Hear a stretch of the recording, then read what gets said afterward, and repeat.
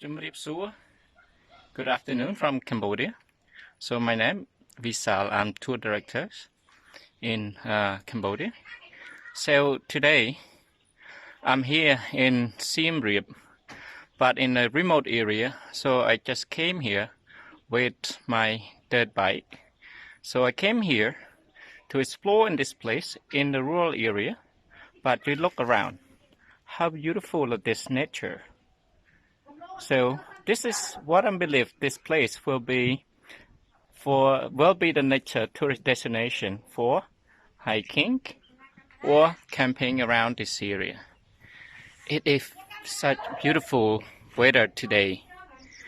It's raining season, but it's just beginning. It doesn't have much rain, but look how is the greenery around this place is so beautiful.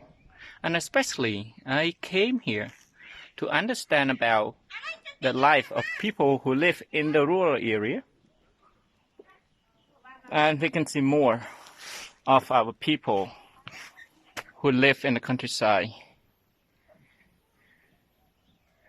And this is absolutely beautiful. Thank you.